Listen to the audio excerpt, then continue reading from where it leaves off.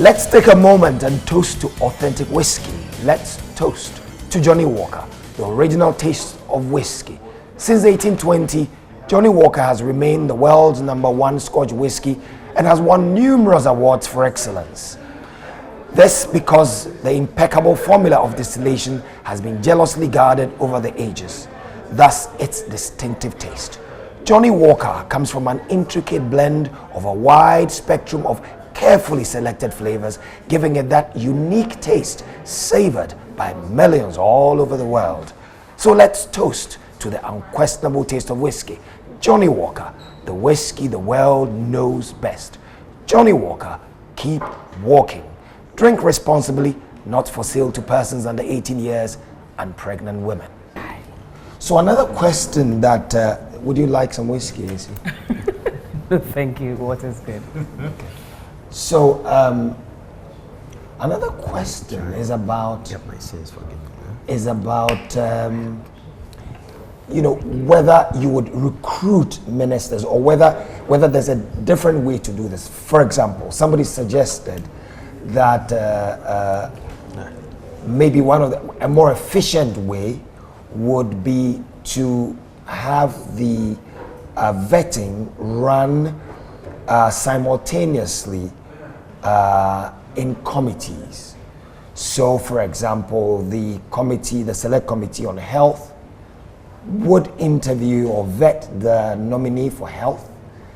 The committee for education would vet the nominee for education, and so on and so forth. So you could vet several nominees simultaneously.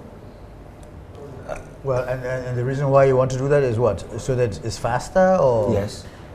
Well, that's one way. Otherwise, you could also have areas in which you want the discussion to take. It seems that there are no clearly defined areas, and I don't know whether the MPs, meet to discuss the issues that we're going to ask them on. I'm not sure that. Well, the minority says that they did say that they do meet. It's entirely likely. I'll be surprised that the majority wouldn't meet. I think there's some gains to be had if we went down that road, and this is my reason. The business of government is in a continuum. So the problems and challenges of our health sector, for example, wouldn't suddenly change because there's a new government. And there will be a certain quorum of individuals on that particular subcommittee who would be abreast of the issues from the past and will understand where some policies have changed or failed. And these would be great ways to test the person's understanding of the environment you're seeking to throw them into. And I wouldn't imagine that AC would interview a nanotechnologies and go and bring a music professional to ask the questions, because then you fail to bring out the metal in the person. And I think that's probably a mix, a blend, because what it will take for someone to succeed in a ministerial position, which I haven't been there before, but I'll assume that in any human environment, a mix of your skill, understanding of the space, and your people's skills. So you can then bring, supporting panel members who can now then judge how well does this person carry themselves? Do they come across as arrogant, are they easily irritated, and things like that? Then they can work on all of those. But you need a core who understands specifically the subject matter area that is being discussed. Otherwise, you ask redundant questions, and we've seen too many of those. And what do you think, Izzy? I think, well, the advantage of doing it this way is we all get the chance to hear them, go through the process of, telling us what they can do differently, etc.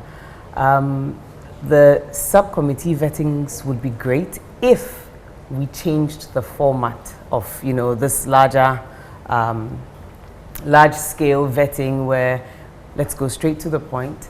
By the time they get there, the CVs should have been reviewed, etc. This should not be the time for picking through. And then once they sit down... Picking through CVs. CVs, yes. And this would be a good time to get to know what the vision they have for the ministry. Then we get the substance. So if you're going to vet them, in the subcommittees, the advantage is it's faster.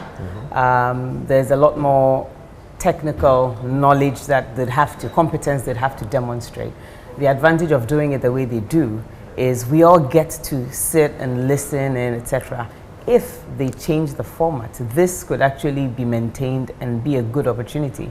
But one of the things I've been thinking of is it would be great to have, they've done the CVs, etc., the technical bit, then a final stage, which is actually, I'd love to see a town hall where the person is there and you have civil society, academia, private sector, just get a cross-section of people to engage with them. You get to know them better. As part of the vetting process or after?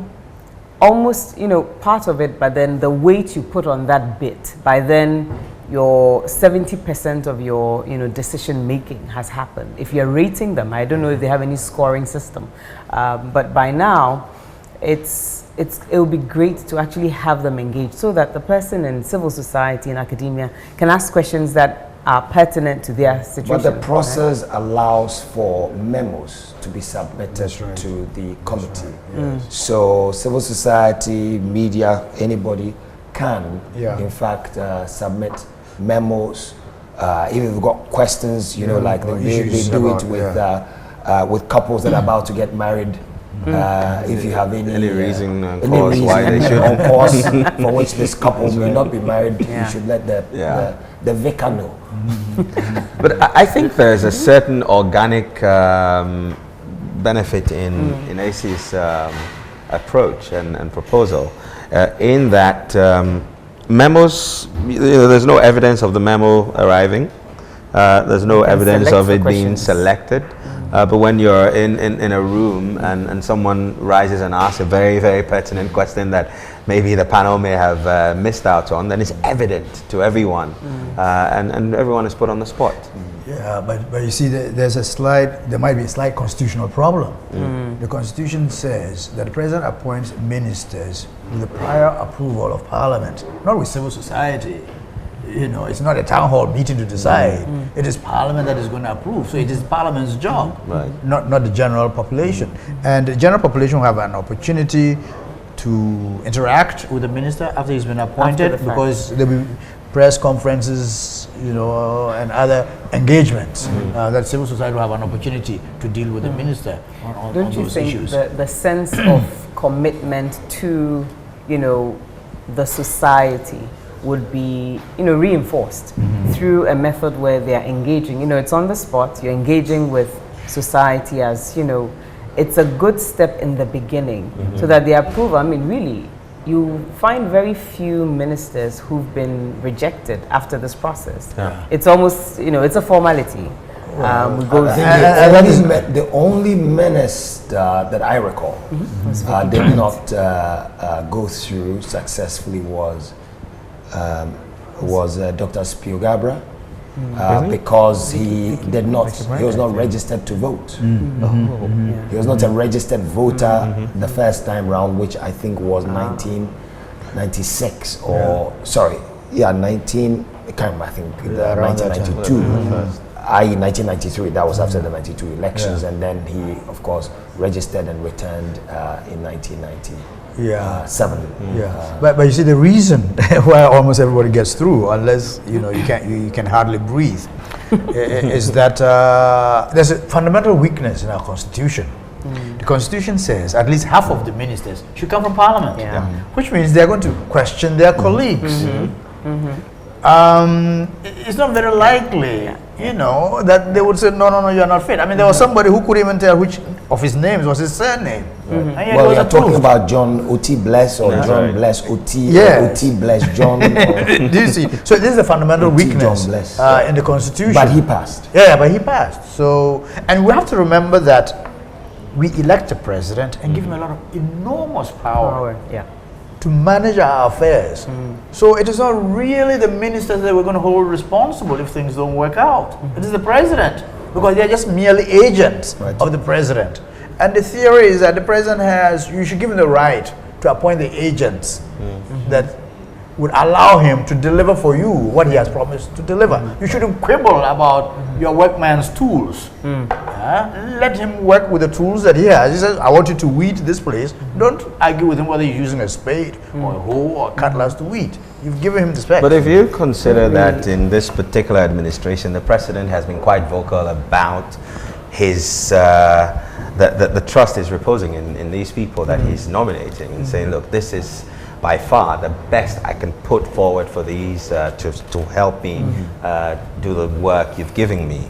It kind of gives us room to interrogate, you know, whether the right quote. Okay, so two things. One, on the question of select committees doing the vetting simultaneously. The flip side, however, is that would mean that if they're being vetted by a specialized committee, select committee, what would happen if the minister is being moved to if there's a reshuffle and it's being moved to a different and they don't get portfolio, and they don't get vetted again. they don't get vetted again. Yes. Yeah. So that's that would be the disadvantage of that. But the other question is, what qualities must a minister have? I mean, what must you look for in that minister? Must the minister, for example, if you've been nominated for education or health, what are the qualities what should we look out for? Must the nominee have detailed knowledge of the sector, or are we looking for just leadership qualities? Well, should I take it first? Yes, go ahead. Yeah. Well, you have to put yourself in the shoes of the president. What is the president looking for? First of all, he's going to look for somebody who has the ability to do the work for him. I mean, that should be key. But there's politics also involved. What was the contribution of this person to my winning? I've won the elections. It was hard fought. What was the contribution of this individual? So that's a second consideration. Thirdly, you just don't want to appoint people because they are technically competent. Suppose say they don't like you. Suppose say they're not loyal. You wouldn't appoint them just because, let's say somebody is the best economist in Ghana, you appoint the person even though the person doesn't like your party or doesn't support you. You wouldn't do that. So political loyalty. Trust him in cabinet? Yes, that is important.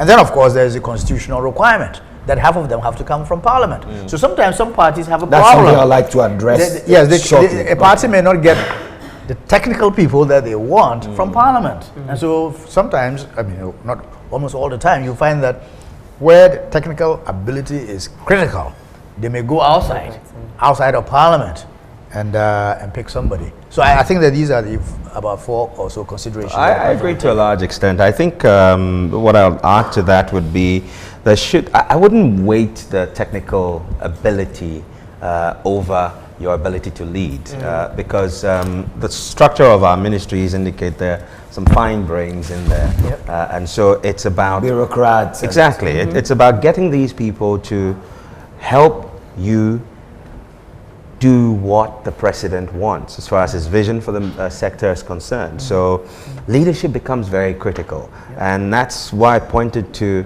the pressing of the nominee, and the person being the values that drive them, their personality. How do they bring people together? You may be a technocrat that's brilliant at what you do. You probably don't like this party, because let's face it, everybody likes one party or the other. How do you get them to start seeing the bigger vision about delivering something for the people of Ghana as opposed to working in the interest of a particular party? And so the soft power is critical, in my opinion, but you must have a fair appreciation of where you're going to, because otherwise you won't spot it when you're being set up for failure. You know, and so for me, I think that would be, but of course you must be loyal to the president. Absolutely. I totally agree. I think vision and being able to align, what you're doing at the operational level with what the president's vision is, and being able to communicate that, being able to mobilize, because you're walking into a space where there are people who've been working across different governments, right? They've built the experience, etc., and they've also built their loyalties over time to different governments, different directors they've You're worked talking with. about the bureaucrats, Yes, the civil bureaucrats. service. So you need somebody who has the leadership skills and can rally them around, here's the new direction. I know in the past you were going this way. Here's the new direction. We can do this. Somebody who can inspire them to actually rise up and align themselves and get the work done. And I would also look at somebody who can actually set out how they want measurement of their work, their input, their impact to be done. A lot of times we don't get the opportunity to understand what the president is holding them to, right? But you definitely want somebody who thinks in terms of results, somebody who's looked and said, okay, there are multiple layers in this ministry that I'm going to run. This is how we're going to measure our performance. This is how you're going to measure my performance. This is how my people, I expect them to work, etc. That way we can recognize the results when we see it. And it makes it easier to hold them to account. Right? So I'd look for somebody, a leader who's not scared of people, who would speak up and say, boss, I understand you want us to do it this way. How about this alternative? Somebody who's open, and is able to rally the troops and, get the work done. I think that's I would actually think, if you have, whether a nominee or when he's successful, a minister who appears or to, to be or comes across as somebody who claims to know everything, that's a problem. You probably won't be successful. No. Well, because you've got all these key stakeholders. Apart from the civil service, you've got the other people, other institutions that you have to engage to be able to deliver. Parliament itself, civil society, academics, researchers. There's a whole body of work in that area that sits there, that is developed over time to support you. So you see what Nhyira said, is absolutely true.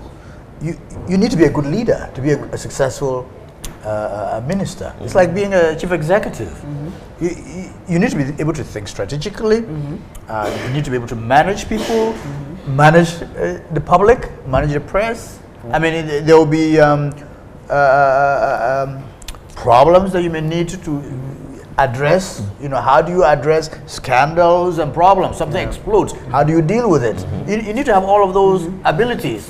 Those soft. Your appreciation of power and your own personality. I think that combination way over pedigree. To be honest with you, I think that's way over pedigree. And one of the things that I said earlier, I enumerated 4 pillars in the entire process. So the process itself and the process finding its roots in our constitution, I think it's problematic. When you look at the description or prescription that AC was just alluding to, until we have a system that says the president appoints ministers, full stop. If you would stick to this constitutional provision that we should draw 50% of our ministers from parliament, then you're going to have a situation where, one, there's a tendency to pass people because they're familiar with the people around the table, and two, that you're going to throw people whose understanding of power and influence doesn't always work in the way that Dr. Agambilla was likening it to a chief executive. Politicians don't do soft power very well at certain levels. And that you would notice historically we've always had 1 or 2 incidents where when you look at it on the face that the system found a way to make that minister unpopular and get them out of that ministry. So I think it's important that we're getting people who I would love to see a Ghana where we're hiring people because they're great at getting things done. And that's one of the things that excites me Of about course, not forgetting Kenneth some of those attributes that Dr. Agambilla mentioned earlier about, just trust and loyalty. Yes, and, yes, But, yes. but even in the corporate assuming environment, those are done, then sorry, I interrupted you. No, I was just saying that then for me assuming that's those are one of- given. Those yes, are given. Then it feeds into my excitement about the future of the Ministry of Finance under Ken Ofori-Atta, for example, because you cannot take it away from Mr. Ofori-Atta. He has proven that he knows how to grow and focus on delivering a vision. So a person like this, the number of years he has worked, not just here, but international exposure and all of that, tells you he has something that it takes to get the job done. Yeah. But he's also not coming from Parliament. Yeah. So his approach to getting things done might probably be totally different from someone who is used to the rabble-rousing approach of doing politics. And they go in there and thinking that they have to go and deliver a political or they have a political mandate, as opposed to someone who's seeing it as a project mandate, that I have to deliver specific goals and there's the KPIs measuring how I do it. And I think that is something that I pray we're able to get over. We're taking a quick break and we'll be back in just a second. You're watching The Lounge.